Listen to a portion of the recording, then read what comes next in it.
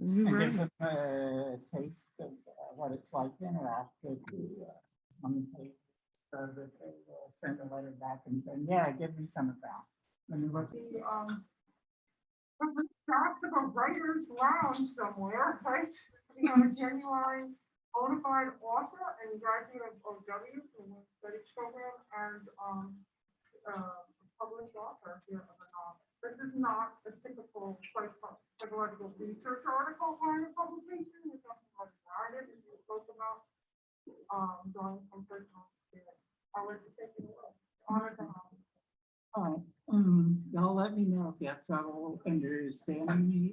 I've got one of those voices that tends to go out about a foot and die, even when I don't have one of these masks. Oh, I already started it. Even when I'm not wearing a mask. So I'll try to speak up, but let me know if you're not getting anything.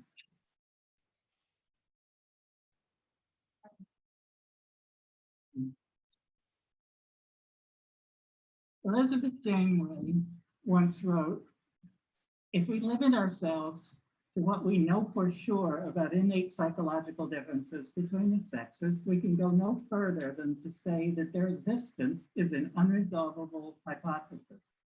What we can say besides is that there's little need to believe that men and women are born with psychological differences built into their brains, because the workings of society and culture by themselves are perfectly capable of producing all the differences we know so well, and in my opinion, they have.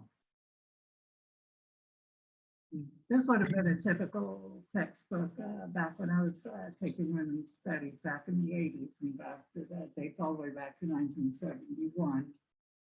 It very much reflects the mainstream feminism of the time, which was to see any espousal of built-in differences as inherently sexist, and to assume that all of the differences we observe and that we've grown up being taught to us and that we're aware of, all of those are products of a patriarchal culture.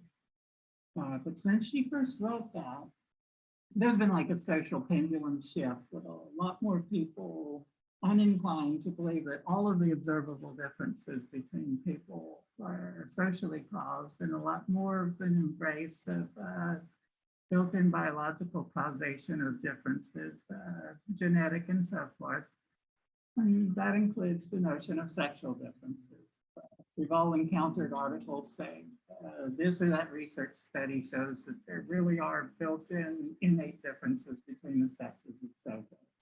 So where sex is concerned, a great many people believe that there are indeed some built-in differences between the sexes, even if they don't all agree on what those differences are. Be that as it may, that doesn't take us all the way over to the extreme of the binary. I think only a small people really believe in the rigid binary.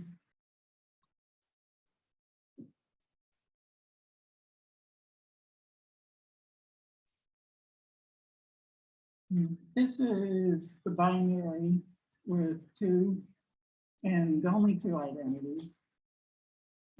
And they form opposites of each other. Each one is sort of the other one's negative space.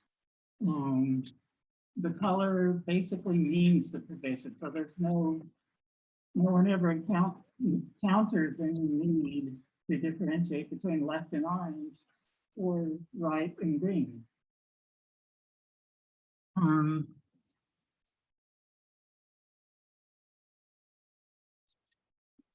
But imagine for a moment that you have a mango snow cone in your hand and a mint snow cone in the other.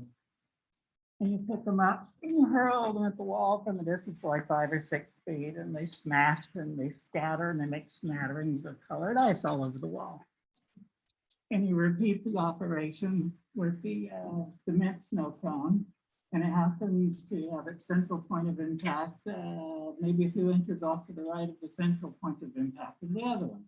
So now you have a second large splatter that substantially overlaps the first one, even though you could say that in general it skews over to the right. I think it's useful to discuss gender and sex this way.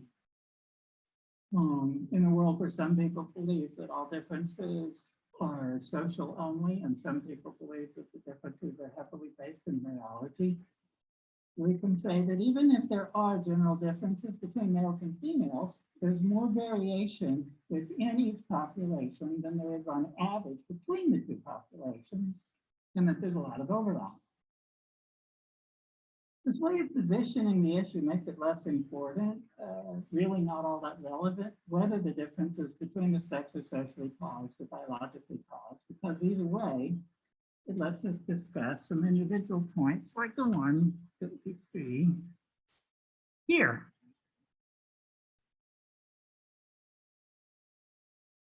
Anytime you have two populations where there's a lot of variation within each population and a lot of overlap between them, there are going to be such points. You think about it, they'll always exist by definition. You can't not have them. I tend to view myself as the equivalent of a spot of mango ice over in the portion of the wall that's mostly occupied by little mint green ice flakes. And I wrote my book, GenderQueer, a story from a different closet, as an attempt to put out a first-hand description to explain to people what that experience is like from the inside.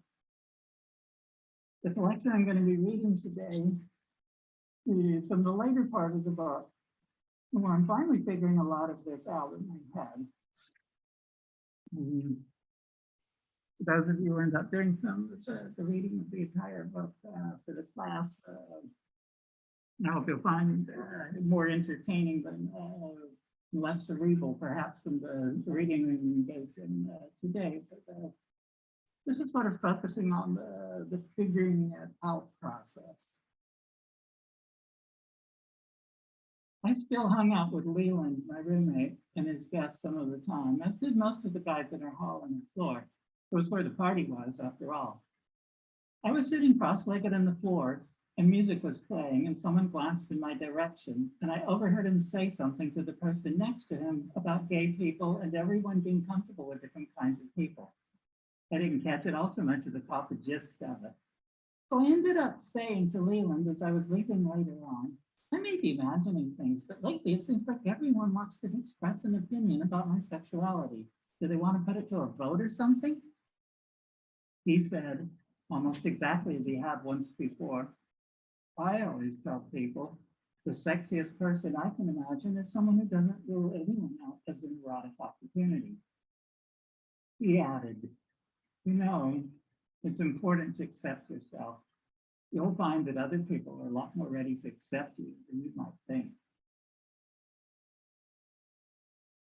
I was in one of the practice rooms in the music building, and a girl my age caught my eye as she wandered the hall, looking into the various practice rooms. After a bit of that, I opened the door and asked if she was waiting to get into practice. She said she was not actually a music student. I explained that I was, but I was not working on music homework, just practicing my own compositions. She indicated I should play something, which I was happy to do, and she made approving comments and said she'd like to sing some of the things that I'd written. She told me her name was Annette. We practiced together for a while. Then she looked at me and asked me what I was thinking and added, I don't believe in wasting time, do you? I didn't know how to reply. Not entirely sure I was understanding practice. Was she saying she'd like to get laid so we could go somewhere and get our clothes off? Or that she thought we had good chemistry and she found me fascinating?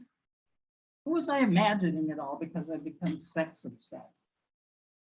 Maybe it was just intended as a question about the music. I think it's coming along nicely, I compromised. Annette shrugged and said it was nice meeting me and maybe we'd see each other down here again sometime, but she had to get back. I saw notices from the Rape Crisis Center reminding students that sex without consent is rape, that no means no.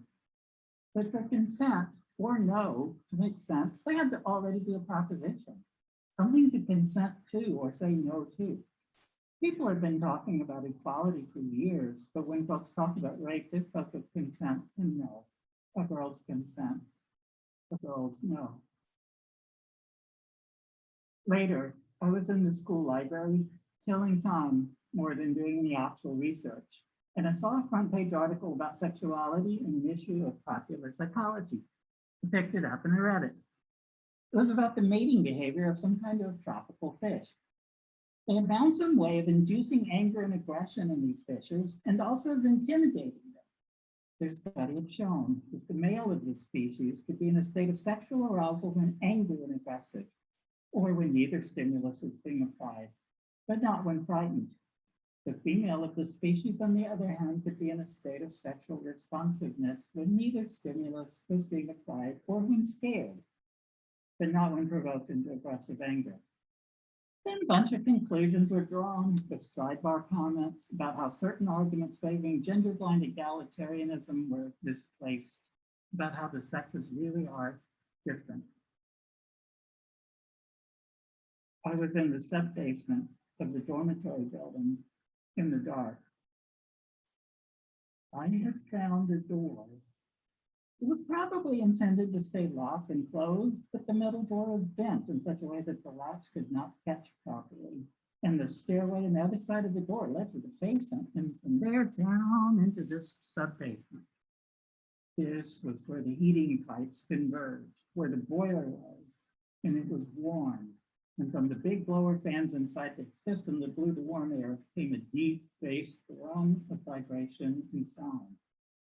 It was dark and cozy down here, and I felt like being alone, so I stayed for over an hour. Maybe I could stay down here forever and no one would find me. I could just disappear, and after a while, people would forget all about me.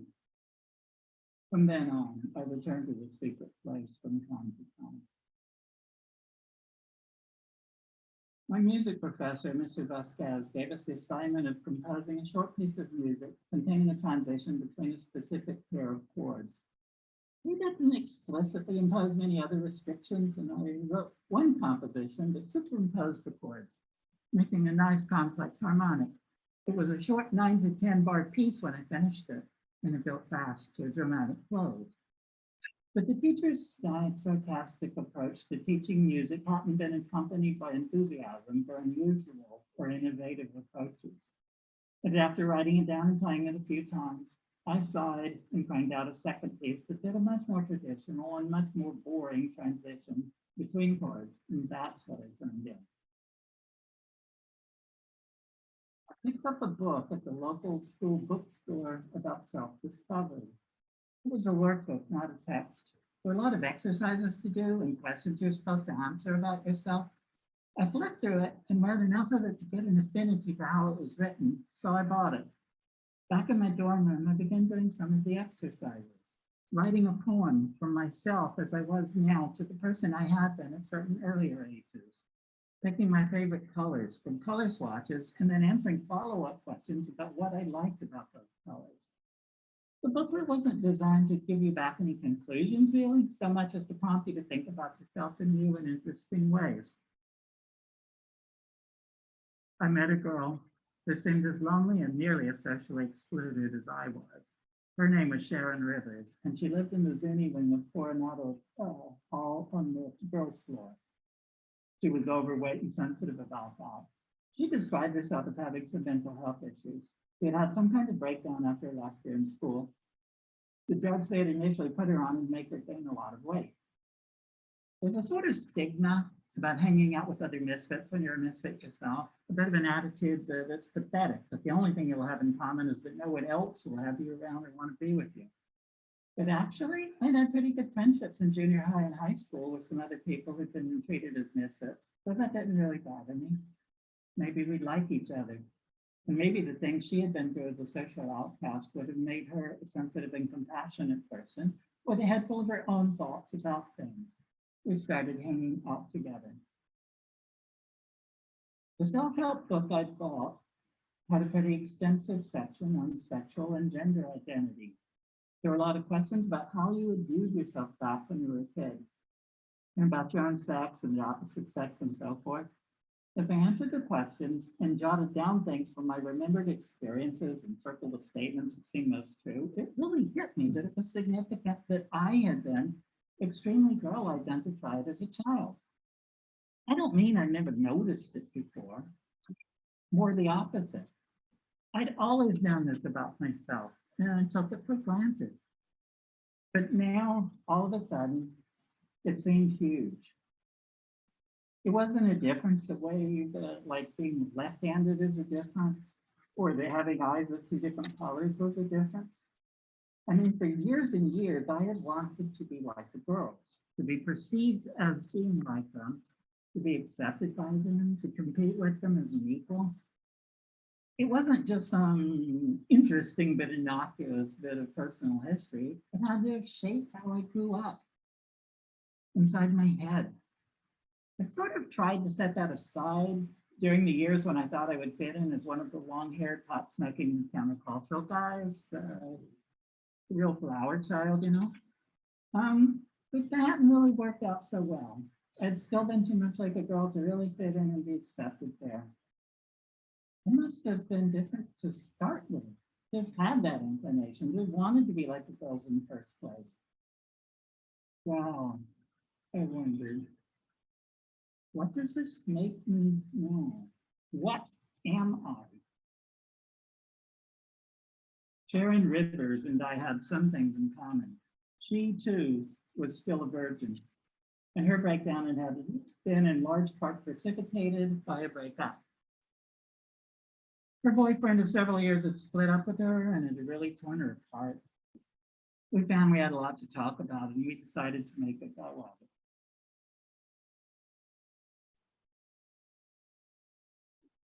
I checked out a handful of books from the library and brought them back to my room to read.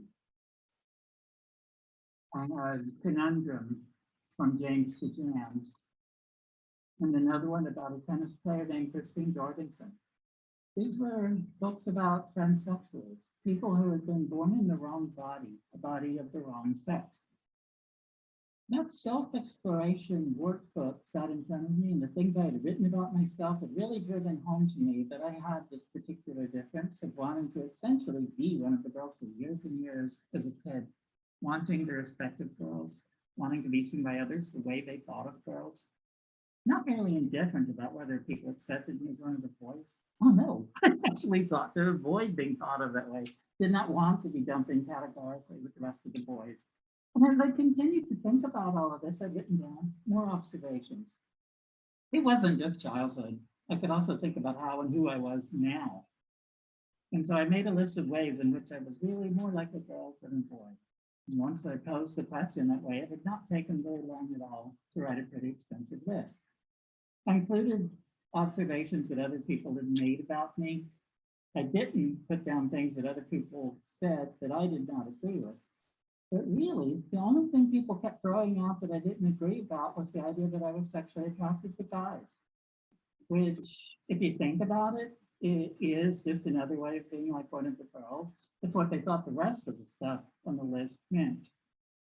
When folks weren't saying so belligerently and right up front, they were dropping little hints and implying it and being oh so very tolerant and open-minded about it, but it was being said a lot.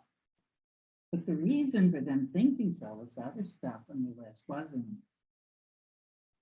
So now I was reading up on transsexualism and wondering if this was how I was. The things I'd written sat there in that workbook, an explosive secret. I was excited and nervous even to have the book open to that page, as if to let anyone glance at it would instantly change my life forever. Shocking, but not all entirely in a bad way. It was oddly thrilling too. The possibility of my life changing forever was more than a little bit enticing. Sharon wanted to go steady. It's what boyfriends and girlfriends did, she said, if they were going to make out. They promised themselves to the other person alone. We could still look at other people for nothing more than looking, and even the looking should be kept to a limited amount to avoid flirtatious temptations. 1 peek per week. So we made out on the dorm room bed, and I was encountering a familiar theme. Sharon didn't reciprocate. Too shy? Didn't she feel that, that sense of mischief and teasing where you crave fooling with the other person's appetite and making them feel things? The next day, do you want to come up to my room for a little bit? I asked Sharon. Well, not if you're going to start talking about that weird shit again. You mean where I was telling you about being more like a girl than a boy and all that? Yeah, exactly. I don't know why you want to be deliberately strange and different. I'm already plenty different enough. I'm tired of it. I want to be normal and live a normal life. People talk behind my back all the time because I had a breakdown, because I'm fat. She raised her palms against her belly and made a disgusted face. I don't think that's fun, being the one people whisper about. I like to pretend sometimes that my name is really Sherelle. I'm skinny and slinky and sexy, and everyone admires me and doesn't make fun of me, and they all wish they could be like me. And I should have a popular boyfriend who thinks I'm cute and sexy, and he should want to be normal like that too, not trying to be as weird as possible. Well, I don't think we aspire to the same things. I don't mind being different. I just want to understand what I am. And I wasn't expecting you to decide that what I am is weird and shouldn't be talked about. You make way too big a deal over things that don't matter. Any boy could have done the things you talk about, and it doesn't make them a sex deviant or transsexual. You know, they're ballet dancers who are men and then who work selling flowers in flower shops. You should forget that stuff and quit talking about it. I shook my head. I don't agree with you, but there doesn't seem to be much point talking to you about it at any rate. I'm going to go play the piano for a while in the lounge. They finally got it tuned and it sounds pretty good. You're welcome to come along and keep me company if you want. Well, I have to put my stuff in my room. I'll come down in a little bit. So after Sharon padded up the stairs, I turned and entered the lounge and sat on the piano stool. I played a couple of riffs and chords and then launched into the overture of Forbidden Forest. When I let the final chord fade at the end, a couple people applauded. Play some more. So I happily obliged them, doing an array of chord transformations to shift into the lament. Whoever had been in to tune it had done some work on the key action as well, so the keys were responding and giving me what I asked of them. Delicate auditory lace, and then angry chords of hot steel spiking the air. I shifted the key again and switched to the lead in to red line. This time when I let the sound die out, there were a dozen people, including Ralph and Leland, standing around listening. And Sharon was here now too and gave me a little wave. Hey Derek, I never knew you could play like that. Damn, you sound good. Did you write that? Yeah? Play something else. A guy stuck his head around the corner. Where's that music coming from? What, seriously? All that sound from just a piano? Unbelievable. People began calling out requests. I had been in a mood to play my own music, but I was enjoying the moment. What the hell? I played for nearly an hour and my crowd continued to grow. I could forget for the moment that the admiring girlfriend wasn't really my lover and that we just had an argument. And I could forget for a while that the musician at the piano was flunking his music courses. Here was a taste of what could be if I could just manage to untangle the threads and get on with my life. I was not at peace. My mind was scurrying around like a squirrel in a cage, repeating the same little fault loops and basically getting nowhere. The gender and sexual identity questions were compelling, and I couldn't leave them alone, going back to them perpetually, like a tongue seeking out a sore tooth. But at the same time, I was uncomfortable thinking about it for long. Being like a girl inside instead of like other boys made me just as different as being gay would have. The experiences described by the transsexual authors were eerily similar to my own in so many ways. And yet, ultimately, the path for them had been to decide that the male body they were born with was wrong for them. Did I want a sex change operation? Seriously? If I were female, if I were a girl, a woman, well, it was hardly as if at that point people would cease to assume I probably wanted to have sex with guys. If you see what I mean, I wouldn't have to, no matter what everyone thought. I could be, a lesbian. So I would be getting a sex change operation in order to have sex with female people as a lesbian. Yeah, now there's a course of action I'm sure everyone would recognize as eminently logical. It would be horribly lonely. I'd not just be a lesbian. I'd be a lesbian with no past. I'd have to disown who I had been all my life up until then, unless I was lucky enough to find a lesbian partner who could love me as a transsexual person and not be freaked out knowing that I'd been male, not be weirded out knowing that my female parts were surgically created. And if there were such a lesbian person out there with that much openness and acceptance of weirdness and difference, would she really reject the same me if I was still male? with my luck, if I did this, I would then meet a woman who really liked me and would want to share and talk and love, and she'd be attracted to male bodies. And there I would be in a surgically modified body and wishing I had the old one back. And would I miss it anyway? Did my male body seem all wrong to me? Did I hate being male? What did I think of my body itself, really? A memory came back to me of striding across the junior high campus lawn on my way home. The sun had been shining, and my shadow was cast upon the ground, and I glanced at my shadow shape and felt good. Felt pretty. Look at me. It's not the perfect way for a guy to look. I have nice shapes and I move nicely. It really was true. I really did like my appearance. I did not want to look like some other guy, some movie star, some athlete. I have a skinny upper body with a shallow chest. Good. I want it that way. I really like my face, a small taut waist and a tiny taut ass. Damn right. I'm so glad my body is not broadened and become like so many adult bodies. It was almost like a trans body at waist and hips. I liked it that way. And then curvy muscular legs. My legs as curvy as any girls. All that hiking and walking. So yeah, pain. Really, I do like my body. Okay, but what about the male bits? Is that all wrong? I don't know. Penis, silly part. I mean, I do like the way it feels, but I don't feel cute for having one or think mine is nice looking. I don't know. It's just kind of there, you know. To be female instead. I thought about female bodies as if I were shopping for one to be inside of. Freckles. I want freckles. And dark hair and a nice smile. Small tits. Medium tall, definitely not short. Curvy down below, but not too wide, and girl parts exposed. A cunt, my own turkey V shape with a nice mons. Wow, bloody hell, I'd never thought of leaving the room. All right, but ignoring that, I would try being female if I ever got the chance. I think I would be good at it. I would be a good female person. People would see me a lot more the way I see myself, I think. But seriously, my existing body is not the problem. I was following Sharon down the first floor hallway of the SUNY building to the stairs leading to the girls' floor. And some guy who knew her said something brief from the dorm room doorway as we passed by, something I didn't catch. And Sharon replied over her shoulder as we kept walking.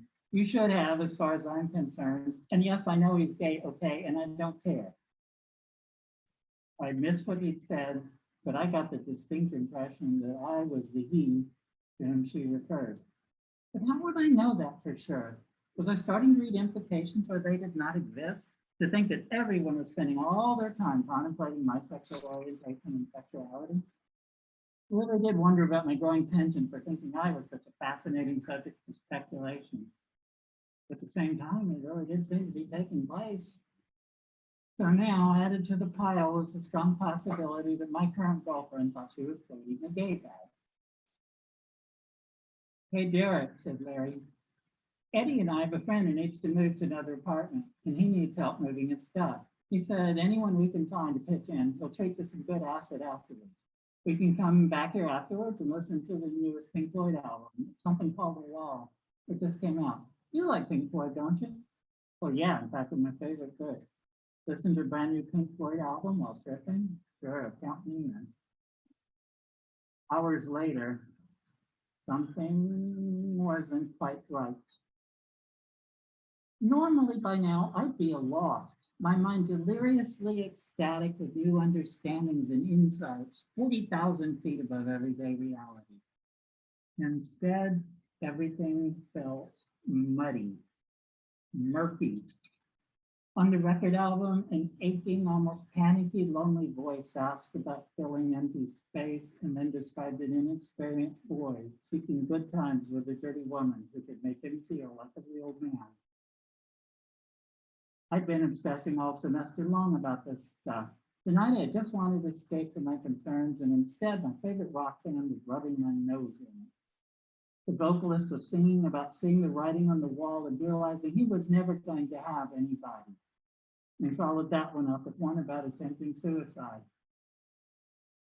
I was aware that I was trembling. I was having a no-kidding bad acid trip. I was cold and terrified. How can we know what it's been like to be me and taunt me with it like this? Eddie got up to put in the second part of the album. In a momentary quiet, Leland called out to me, Derek, hey, you okay, man? I started to speak, but I didn't even know what I wanted to say, so I shrugged and shook my head. Negative. Suzanne was saying something inaudible to Stephanie, and then a bit more loudly. I think the best trips are when your mind really gets blown. A few tracks later, they quit playing gently with me and came in for the kill. A loud voice yelled out from the stereo speakers, you faggot! After a few dreary intro bars, the singer explained that this wasn't really Pink Floyd, but some other band, and that they had suspicions about the kind of people who came to Pink Floyd concerts. Are there any queers in the theater tonight? Get them up against the wall. There's one in the spotlight. You don't look right to me. Get him up against the wall. I was shaking all over. I could hardly breathe. Eddie gripped my shoulder. You know you'll be okay. Immediately, everyone else was talking to me, advising me. Take deep breaths, try to relax. I think we should go for a ride, get out of this dorm room. I think you should lie down. Pink Floyd's The Wall is darkly obsessed with maleness and masculinity. It wasn't just the LSD, although that was causing me to respond to the music far more personally and intensely than I otherwise might have. And now my attention had been forcibly directed to something I'd managed for so long to avoid thinking directly about. It's got nothing to do with what I want, does it? It's got nothing to do with whether I find males sexy or attractive, or if instead I find females sexy and attractive, because it's not about what I want, is it? Everything is divided up into fuckers and those who want to get fucked. It's like those fish in the fish tank in that popular science article. Hardwired sexual behavior, different from males and females, and I'm like this, internally constructed like one of the girls. I'm not heterosexual because I'm not heterosexually eligible. I'm not normal. I'm not a regular man, a guy. I emit the wrong signals to attract women, and I don't have the right behaviors to make things happen, even when I do. How I am, how I think and behave and feel and all that stuff. I always thought of sexual flirting and courting as being between basically identical people, but I guess it's really a biological courtship dance where the male does one thing and the female does something else. Girls don't respond to me because of what they expect and want and need in order to experience it as sexy and romantic. The male moves don't come naturally to me. And everyone else knows whether they feel sorry for me or they're contemptuous of me. And as usual, I'm the last one to figure it out and accept. Everything had been building towards this moment all semester long, perhaps for my entire life, and now it was reckoning time. Inside my head, I was screaming. How about tenderness? If the way things are is that everyone is either a fucker or a person who gets fucked, and it's all about power and one up, one down like the fishes, then why do we get all misty-eyed about love and empathy and caring and stuff like that? If human sexuality is such a nasty oppositional thing, how do we end up with craving sensitive, compassionate, tender, gentle, loving feelings in their expression? Okay, so I'm like a girl. What's wrong with that? What part of being like a girl is a bad human characteristic? And don't tell me I'm acting all salty about how I'm such a nice guy, but girls don't prefer me. I don't necessarily believe anymore that I'm a better person than normal guys, but am I really not any good? No girl would ever want me because I'm too much like a girl. Why am I like this? I'm attracted to them and I want to be with them. There must be a way out of this mess. I want an answer. I want to understand. In Los Alamos over Christmas break, my new roommate Eddie and I soon fell into a habit of stepping out of the house and smoking a bowl after supper. And I started using that time to think out loud, to process things. One difference between being 14 and being 20 is that virginity is different, I began. Eddie nodded. Not so many people are virgins by the time they're 20. Could be you start to worry that you'll be virgin forever, that it will be permanent. Yeah, and becoming increasingly obsessed about it and feeling more and more left out while everyone around you is having sex. But I mean, the virginity thing keeps you blocked if you aren't like other boys, like me. I sat back against the cast iron portrait, wailing and faced him. Way back in third grade, I had girls who liked me, and they liked me as one of them. He nodded again. It's easier for girls and boys to be friends before sex and sexual appetite get in the way. Well, most of them were just friends, but I also had a girlfriend back then. We were in love. We held hands and kissed and wrote love letters in class. And we were two of the same, and that's how I liked them. But the virginity thing gradually gets in the way of that. If you want to be heterosexual, sooner or later, you have to go there. It's like a gate, this is sex. And it's set up so it only works. It only happens if someone is the boy doing the boy thing, not two of the same. I mean, maybe it isn't sexy for girls unless the other person is doing that, pressuring, making sex happen, or they just don't have to as long as the boys will. Either way, it's how it's set up. So it's a gate with a gatekeeper, keeping boys like me out. Or maybe it's just how we're taught to think it's set up. And when you're a virgin, you don't know if it's true or not. If nothing happens and nothing happens, and you start to think the reason is that you aren't doing the boy part, and then you try it, you find out that for you it is true because you just made it true. I knocked the ashes out of the pot pipe and put it back in my coat pocket. Anyway, it's always there and it gets in the way. I mean, it looms bigger and bigger the older you get. You're the boy, you have to make things happen. And it seems so absolute when you're a virgin. You've never had sex with a girl because you never made it happen and you never will until you did. Maybe it doesn't seem like so much of a big thing after you do that. And then you can find ways to be with girls more like what you're looking for. Just get it out of the way and move on. Well, the problem there is it's not just set up so the boy has to take the initiative. That's bad enough, but that's not all there is to it. While he's getting ready to try it, he's hearing girls say, all boys are like this and they only care about sex and boys are selfish and it means the boy isn't interested in her as a person. All that stuff is already written on the wall. So it's not like he can just walk over to a girl he likes and say, I like you. Sure, what the hell? Let's have sex. And that's it. She wants sex, but she wants it to be meaningful and special, or at least she's supposed to pretend that she does, or she'll be called names like slut and all that stuff. And she's been taught that she has to slow the boy down and make him get to know her better first if she wants a relationship. I sighed. I want to feel special and valued before I share sex with someone too. I want to feel like, well, wanted, not like I'm pushing myself on someone. And I want a girlfriend. I want to be in love and have a relationship. It's just as important to me as it is to them. The next thing that fell into place for me was the women's liberation movement, feminism. I was standing there on the front porch talking with Eddie, and it hit me, this vivid image of an intense woman at the podium, her voice snapping like a whip, talking about the unfairness of sexual expectations. But when men do it, it's assertive, taking charge, showing initiative. Oh, but when women do it, oh, now it's pushy. She's being domineering. She's a bitch. Well, fuck that shit, she says, and the audience of feminist women cheered, raised their clenched fists, and a salute. Oh, yeah, feminists. Sure, they had talked about the double standard. How if it was okay for men to be sexually assertive and to be admired for their sexual activities and proficiencies, then it should be okay for women to be sexually assertive about their interests and appetites. If sexually active men were admirable, sexually active women should be similarly admired instead of demeaned, and so forth. And I realized that the very existence of such women punched holes in notions that only males who did the man role thing could be heterosexual. Because since women apparently existed who weren't playing by those rules, I could interact with them and things would be different. Excited, I outlined all this to Eddie. See, this is important. This changes things. The gatekeeper can be bypassed.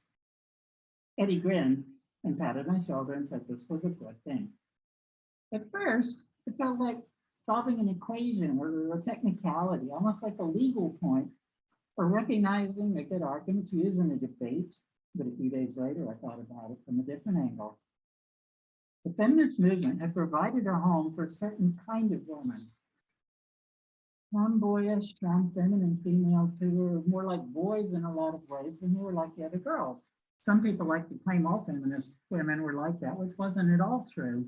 But there were such women, and the women's liberation movement, with its attack on the unfairness of different expectations according to sex, obviously would have a direct and personal appeal to them. Some of them were lesbians, of course, but not all of them. Maybe I would find that I like feminist women, not just because I could interact with them outside of the regular rules, but because of their tomboyishness, you know, butch characteristics. I might like that a lot. Meanwhile, yeah, it also meant I had natural allies of the sort. I needed to meet some feminist women. A couple nights later, I stood at my front porch feeling militant, angry, ecstatically joyous, triumphant, determined, furiously vindictive, and free, standing at my own damn podium. Yeah, fuck this shit. So I stand here a virgin because I don't want to be the boy and take sexual initiative. And by God, I will damn well die a virgin before I'll take responsibility for any more than 49% of it. I've never known any girl who wanted to feel like she was pushing sex onto someone who didn't properly appreciate it. Why the hell should I? I'm supposed to let the world paint me as only interested in sex. Like I don't fall in love or get emotionally invested and vulnerable to hurt when I'm in relationships. So it's somehow okay for girls to only want me for sex in a way that would not be okay the other way around. It's that same damn double standard. When girls are uncertain and ambivalent about their sexual feelings and appetites, people understand. It's portrayed that way in movies and songs. But males are just supposed to be enthusiastically ready, like there's no risk or reason to be hesitant. Well, fuck that shit too. Girls have to put up with being seen as sex objects. And yeah, I can see it's no good being treated like that's all you're there for. But damn it, I never get to feel desirable, cute, attractive in any kind of reciprocal way. And that's part of that too. And fuck that. There are so many ways of thinking and behaving associated with girls that people don't comprehend the same way if you're a boy. I have been yelled at for being smilingly cheerful, ridiculed and despised for trying to play within the rules and get some protection, considered weak and cowardly for not valuing fighting and violence. So I'm claiming all of that back as my own, and I'll be damned if I'll be shunted, shamed, or ridiculed away from it. Are they done?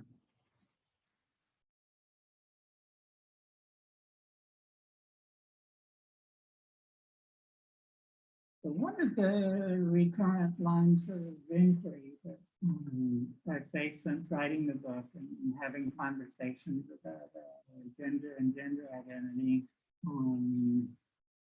have been the question I think of as the unisex question. Why can't I just be a male person who hasn't bought into a baggage of sexist preconceived notions about how I'm supposed to be?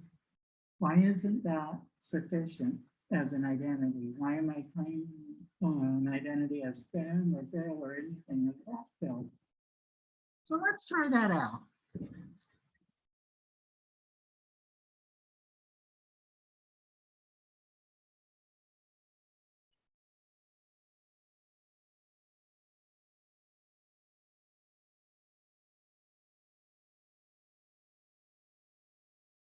So we know someone's going to walk into this room.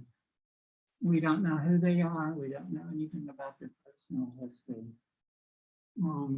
So let's say we do know that the person who's going to walk in is going to be male.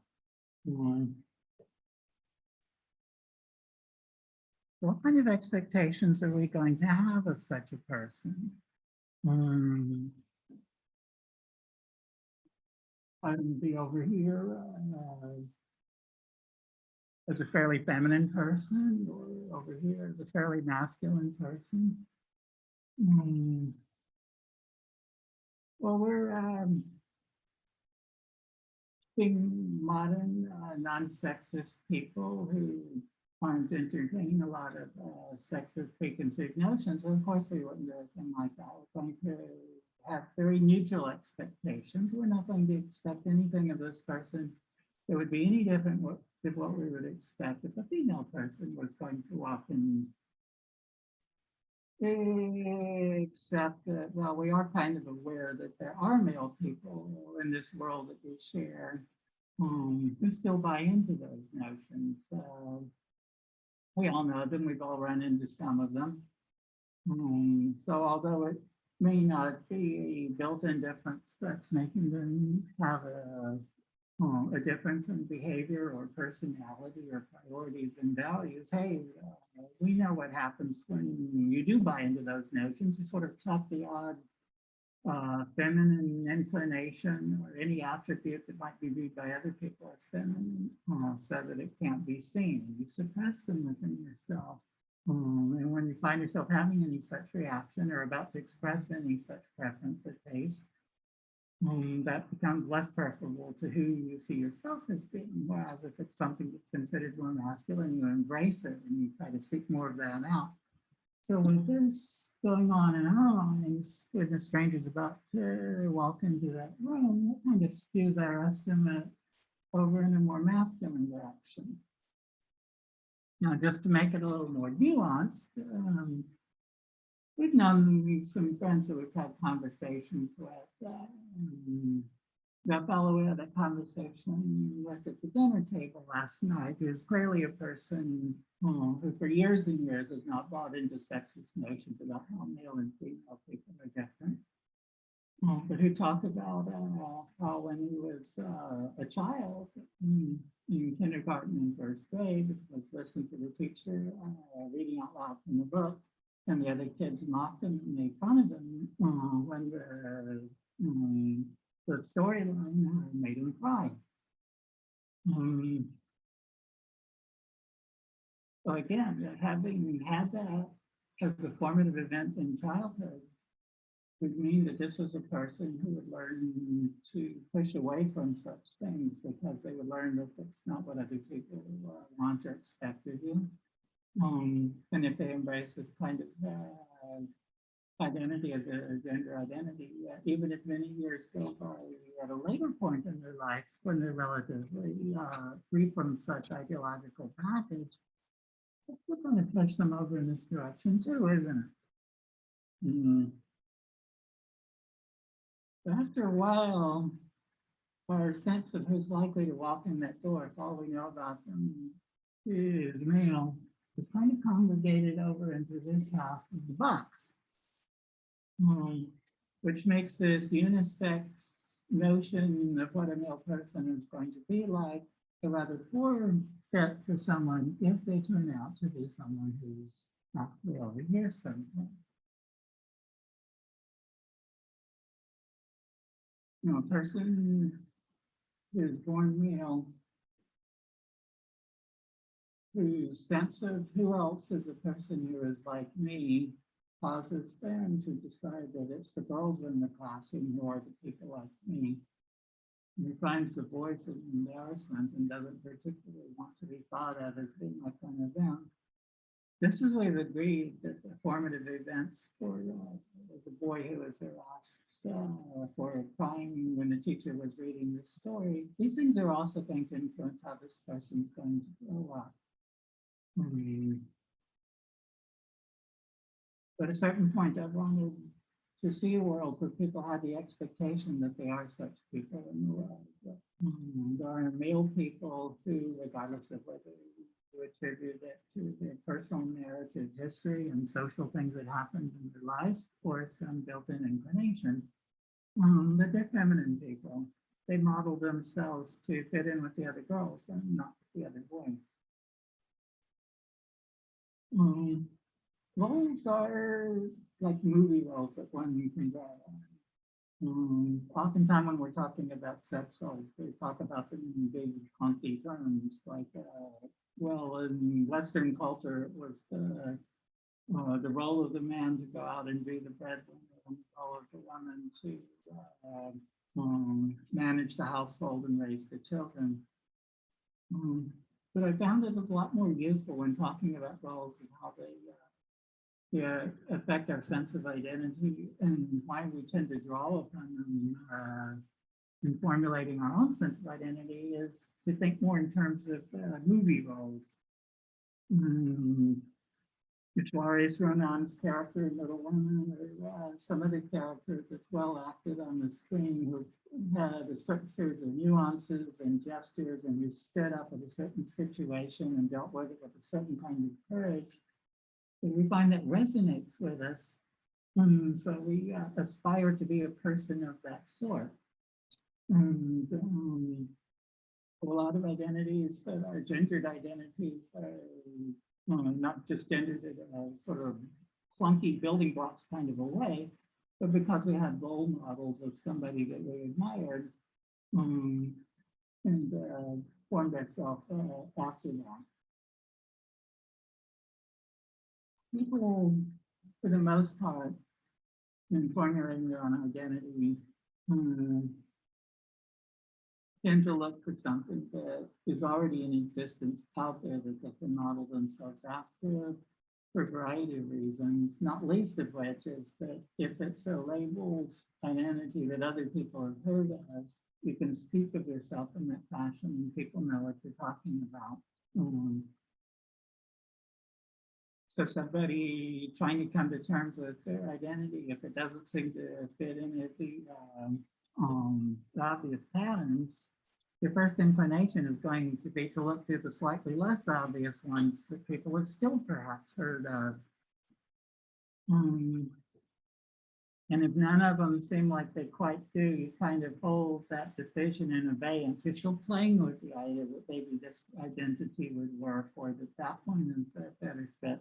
When I came of age, other kids and young adults spent a lot of time wondering, gay, straight, transsexual. Kids of that same age here in the 21st century may be contemplating the same kind of questions, but wondering, do you think I'm gender fluid? Or maybe I'm bigender, or I wonder if I'm ace. I could say demigirl, but I don't know. Do I look feminine now? What if I like to wear makeup? This is what I've seen in a lot of Facebook groups of looking through, sifting the sand of identities that people have heard of and given a label to, given a description of, looking for something that will fit.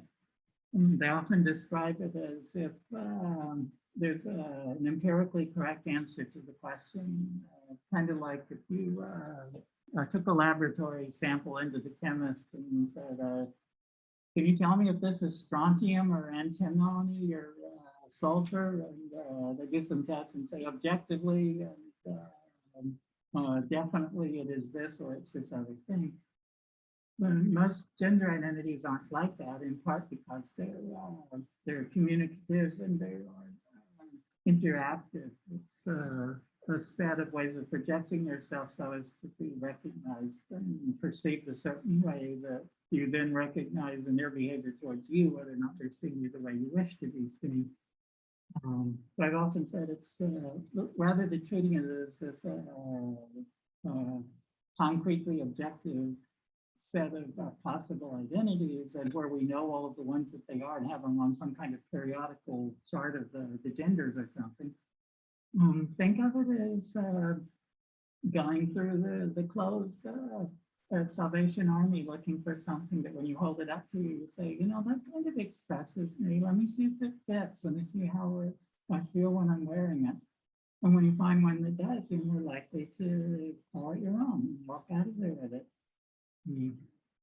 But sometimes in people's lives, it becomes necessary to say, I've come through this 8 different times, and I just keep going over the same territory over and over again, saying, am I this, am I that, or am I this other thing? And they're all wrong. Where does that leave me?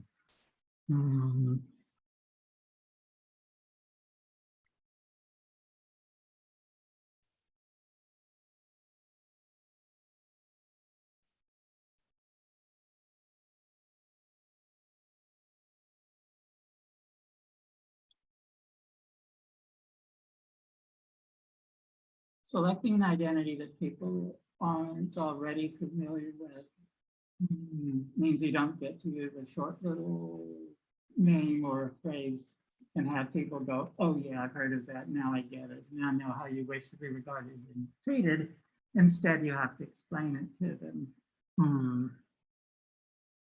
I felt that there was no existing role for a person who was male, who was a girl or a femme, however you want to think of that, but who didn't feel that their body was wrong, who consider themselves to be both male and girl, have both a sex and a gender, neither of which are in need of changing, and say this is the combination you get. I know it's not the expected combination, but live with that. There are a lot of umbrella terms we have nowadays to cover a lot of possibilities. We have the LGBT and then we get the Q at the end. And the Q basically functions like an et cetera. And for the most part, so does the term genderqueer. It's obvious that it means that somebody is queer or unusual or atypical when it comes to gender, but it doesn't specify how.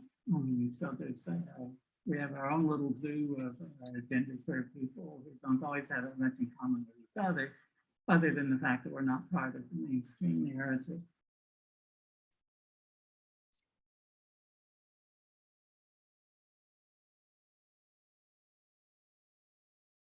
Okay, ask me questions or make comments.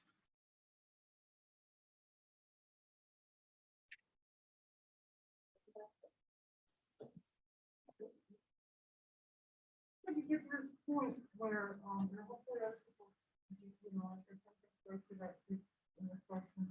Get to this point where, okay, that's not it. It's something else. You mentioned right when you start moving from the book, talking about it.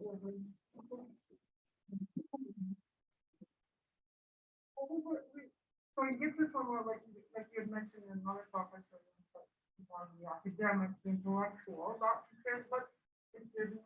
It was quite, it worked for a while and then it was something else.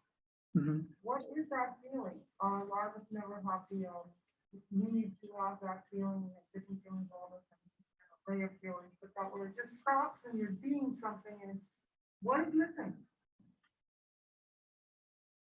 What does that feel like? I know it's missing, or an identity crisis that could happen, but if you're serene or something, a person who is serene about it, it's not in a dysphoric state. What is it?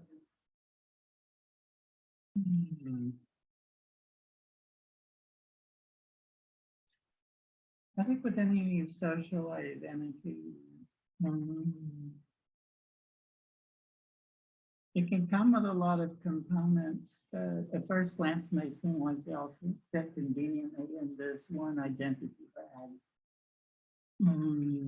And so you can carry that bag around with you in your belt, so to speak, for a long time without feeling like there's an unresolved tension that you have to deal with. One of the stories that keeps coming to mind was told to a church congregation by the minister about being in a parking lot with his family. He thought of himself as a Christian, a theological person, a pastor, someone trying to be within that role. And he didn't see any conflict of interest between that and the role of being a man, a family man, a husband, a father, until one day he was in this parking lot and someone approached, apparently asked him for some kind of handout or some help of some sort. And his response, which gave him real problems later, was to react as a person defending the family. He got quickly between the rest of his family and this person acted in such a way as to, don't, you sir, you have to stand back, go away. And this was actually in conflict with how he wished to view himself as a a pastor, a charitable person, and only then did he recognize, I got a bunch of things thrown together in this bag to let me be comfortable who I am. But they're inconsistent with each other. They have lies, they have frictions. In my case, as a flower child, countercultural person, we valued, sex, love, and rock and roll. Free sex meant sex without a whole lot of inhibitions, and it meant that sex was natural and therefore cool and wonderful. What I came to realize is there were a whole lot of assumptions. They were still very gender specific about what the countercultural male was supposed to do in the process of becoming sexually intimate, turning the girls on to something that would set them free. And there was also a fair amount of violence encoded there. The readiness and willingness to be the revolutionary, the warrior, person ready to stand up and deal with whatever had to be dealt with. The person outside of the square world of law enforcement and rule obedience that was just edgy enough to deal with whatever came up. I got beaten up at a pot party and had to really look at that for a while and begin to realize this isn't really where I fit in. The sense of self I've been gradually developing and carrying along with me is leaving me still feeling like this isn't right for me, and I still don't fit in either.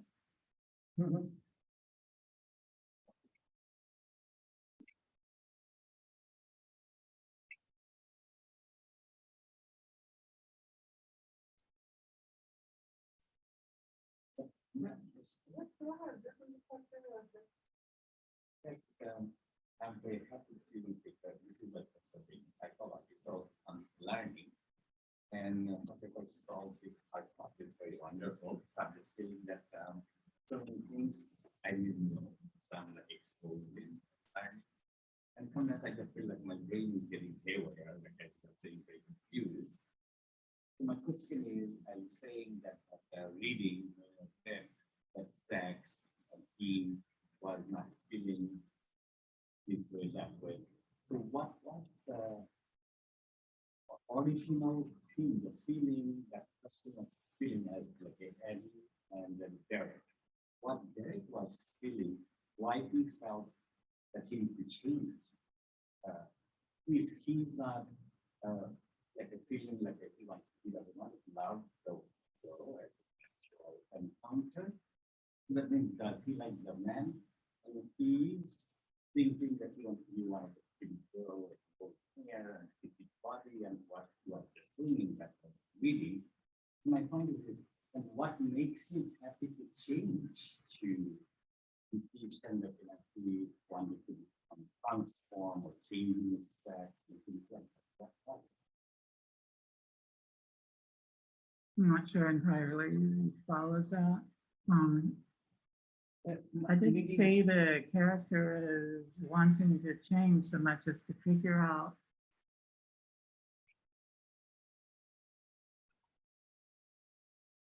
where to allow them to fit against the backdrop of the other identities. Sexuality was different than a lot of other things. It's, you don't really need someone else's permission to be a certain way. It may provoke violence or ridicule, but that's okay. When it comes to sexuality, though, you need the active participation of any potential partner or your sexuality is just a hypothetical sexuality. So throughout the majority of the book, Derek is a virgin, been unsuccessful at negotiating a heterosexuality that actually works, and increasingly is feeling like there's no way to assemble that bag of identity components that allows Derek to be who he is as a person and also to function as a heterosexual person. The realization at the end was, yeah, this is real. The sense of isolation is not just personal. It's an overall situation. It's like a structural thing, and that I'm going to have to find any possibilities I do find outside of the norm of what's considered heterosexuality. It's some other thing. You know, while I was reading that, I was just getting some of the words that got to my ear. He just said that when he was like asked for sex by the woman, then he didn't feel that the way they wanted to accomplish the sex, the pleasure, or whatever it is, which is fine.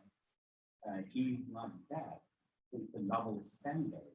So what makes him happy ultimately? That is my question. Very.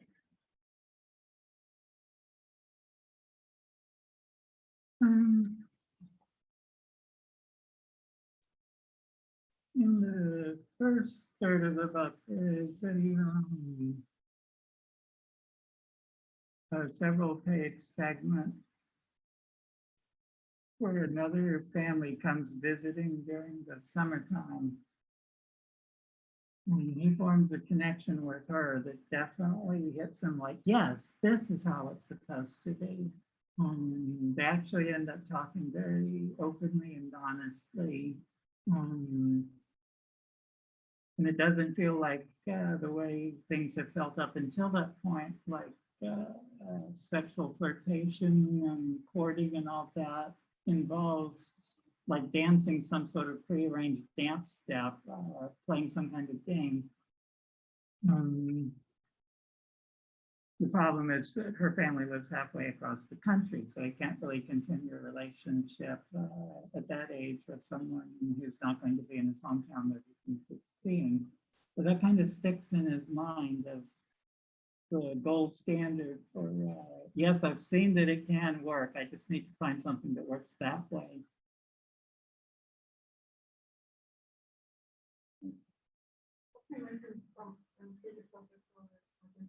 There's a lot of support. And what do you think would be different support group that has a similar, variability in spectrum?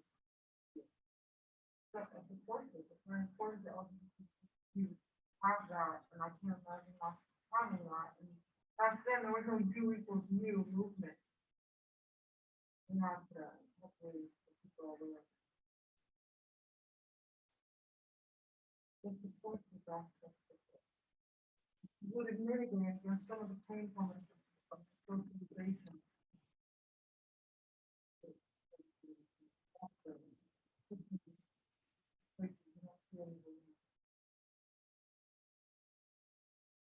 I think it can. I think that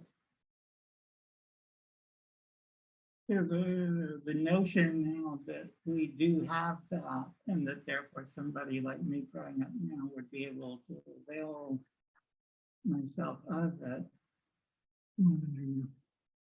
I would like to think that's largely true, but I'm not sure that it would be. I have been pitched out of a handful of Facebook support groups because my identity isn't one of the mainstream ones that people are predisposed to already be aware of or to gravitate around. I had a very interesting conversation with a transgender woman who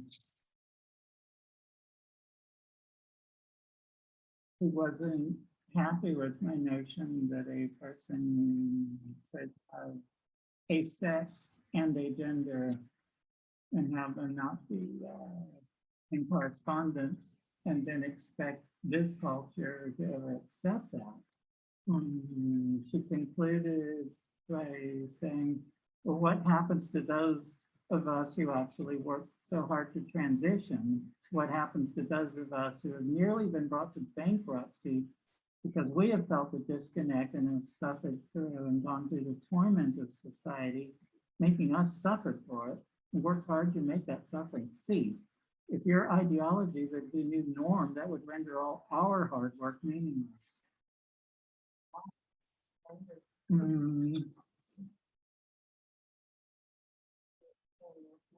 There's a fair amount of gatekeeping, and sometimes it's